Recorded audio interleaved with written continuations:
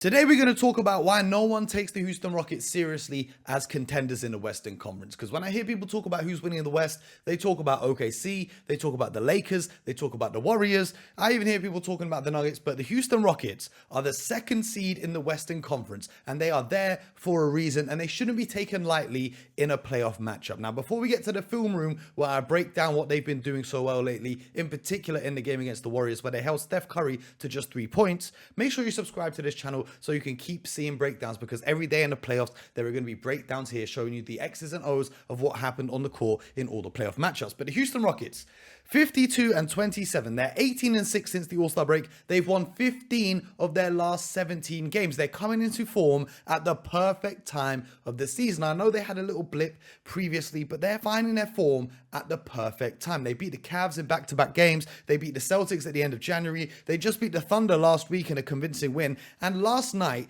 they beat the Golden State Warriors in a statement game. You know, this one was a little personal for Ime Udoka after the Warriors whooped him in the 2022 finals. This one was circled on his calendar, and they held Stephen Curry to just 3 points. He's only had 10 games in his entire career where he's had 3 or less points. And in games where he's played over 30 minutes, last night was the first time ever Steph Curry scored 3 or less points. So the Houston Rockets figured something out.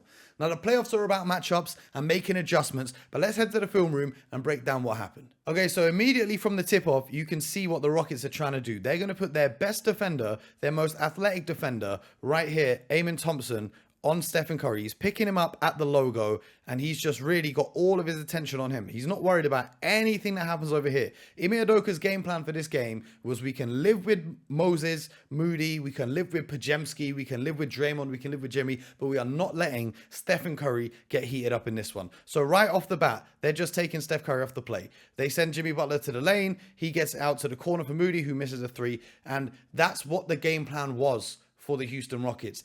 Guard Steph like your life depends on it and make the other guys beat you. And they traded for Jimmy Butler at the trade deadline to be their secondary creator, but Jimmy only getting up 7 shots in the game last night, where Steph was being put basically in jail, was simply not enough. Towards the end of the game, they started to figure out a few things, and this is kind of the adjustments you'll see as a playoff series if these two teams were to match up. So Steph Curry knows he's going to get all of this attention, and watch what he does on this play. So he starts immediately cutting here to pretend that he's going to get the ball from Podziemski, but he's not going to receive it. He's going to cut all the way to the hoop, and then he's going to continue his cut. He's one of the best off-ball movers we've ever seen out to the wing. The reason why he's doing this is because he knows that Amen Thompson is going to stay attached to him no matter what. But he's hoping that when he runs this route, that either Dillon Brooks or Jalen Green is going to get attached to him and go that way, which will leave either Kuminga or Jimmy Butler open. So as the play develops, you can see Steph Curry at this moment here, it looks like he might be setting a screen for Jimmy Butler, but really he's going to keep running. These guys are all having to communicate. Look, Jalen Green's not even looking at Kuminga in the corner. He's telling Dillon Brooks to go with Steph Curry. Amen Thompson's still trailing Steph Curry. And as the play unfolds, you've now got 2 defenders worried about number 30, leaving Jimmy Butler wide open under the hoop. Okay, they only figure this out late in the game, and Jimmy Butler on the next possession down gives the ball up because he wants to screen Steph Curry this time, because he knows if Steph Curry runs off one of his screens that he's going to take both defenders with him. So Steph's going to go this way, Fred VanVleet is going to go with him and chase him, and Alperen Sengun is going to step up, leaving the lane wide open for Jimmy Butler. This was a great recognition of what's happening. He gets inside, beautiful pump fake, get the defender in the air, and he finishes. So whilst the Houston Rockets did a great job of shutting down the Warriors superstar, making the other guys beat them, the Warriors didn't pay the same attention to the all-star on the Houston Rockets and Alperen Sengun. You're going to see this, and this is part of the Warriors being a smaller team and playing Draymond at the 5 in these lineups, okay? So when Jalen Green starts attacking downhill here, Sengun's posted up in his corner. He's not a shooting threat, so Draymond could sag a little bit, but he's essentially going to have to come across to protect the hoop. And you've got Jimmy Butler helping from the weak side. So on this possession, you're going to be left with a wide open corner shooter if Jalen Green recognizes that and can make that pass. But what actually ends up happening is Draymond comes across to swipe at the ball, and as he does this, Sengun sees a baseline cut to the hoop is opening up for him. Jimmy Butler, seeing that Draymond hasn't been able to swipe the ball effectively, is then drawn in. So you've now got 2 options on this play. You've got the corner shooter and you've got Sengun who's going to be there. As this happens, Jalen Green doesn't see either of those options. He tries to finish himself. Jimmy Butler blocks it. But because Draymond didn't box out on Sengun in time, Sengun's able to get the offensive rebound. He did a great job offensive rebounding in this. The Houston Rockets are the best offensive rebounding team in the NBA. So in this possession, with 16 seconds left in the half, and right now, it's a 2-point game, okay? Everything's still to play for. They've lined up in a 2-3 zone, and Jalen Green's going to attack downhill once again. And Sengun's being boxed out by Gary Payton II, almost said junior, Gary Payton II, and Draymond Green is covering the painted area to protect the hoop. So as Jalen Green attacks downhill, Draymond does a great job of contesting. But because Sengun has such a size advantage on Gary Payton, he's able to just push him under the hoop, right? So by the time the shot's gone up, he's pushed Gary Payton underneath the hoop directly. When you're underneath the hoop directly, you can't get a rebound. And as it happens, the ball comes off, Sengun gets the offensive board, and he puts it back in. He was a monster on the offensive glass, and we're going to talk about the Houston Rockets and their depth at the big man position, because they've got Sengun starting, but you also have Steven Adams, and you also have Jabari Smith Jr., who I think a lot of people forget about. And this sequence that I'm about to show you is one of my favorite sequences in the game, okay? The Houston Rockets had a 10-point lead. The Warriors cut that lead down to just 2 points. So as they're coming up the court, you're going to see Steven Adams right here signal to Holiday that he wants him to run a dribble handoff. Okay, look, you can see the hand signal. He's telling him to run the dribble handoff with Jabari Smith Jr.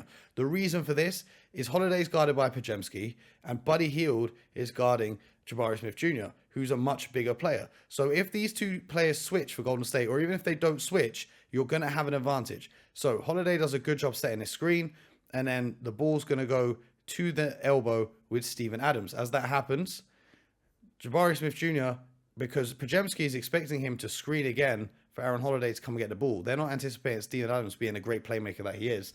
Jabari Smith Jr. sees this and just straight to the hoop. And it's a beautiful one-handed pass right on the money for an easy 2. Okay. Then a few possessions later, this is the beauty of having this versatility with your bigs, because even if you're big and Jabari Smith Jr. does get beat on the perimeter and Gary Payton's cutting to the hoop, you've still got another big protecting the basket. Okay. This is the versatility in the lineups. The Rockets can match up with a lot of teams because they can play single big, they can play double big, they've got different types of big. They've got Sengun on the post, they've got Jabari Smith who can stretch the floor, they've got Steven Adams who's just a giant of a man that can set screens and just disrupt things, as you can see on defense. So he's walled off Gary Payton, who shovels the pocket pass here to Kevon Looney. He doesn't overreact and try and jump and test this because he would most likely get called for a foul. He lets Looney shoot it, who misses.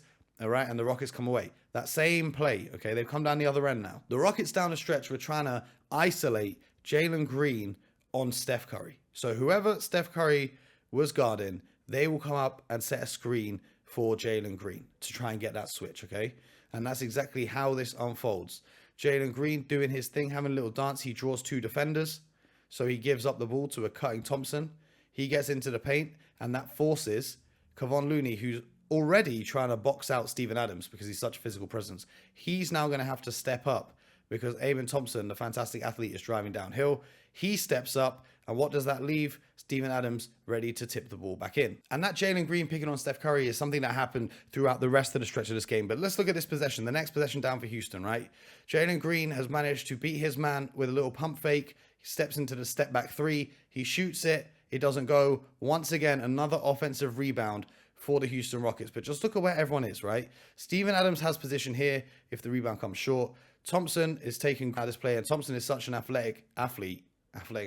He's such a great athlete that he can go up and get that if he needs. But Steph Curry hasn't put a body on Jabari Smith, who's going to be able to get that board right there. Dillon Brooks is even making an emphasis on the offensive rebound, okay? They're not too worried about the transition here, but because it's a long shot, it's a 3-pointer, it's most likely going to rebound around the free throw line.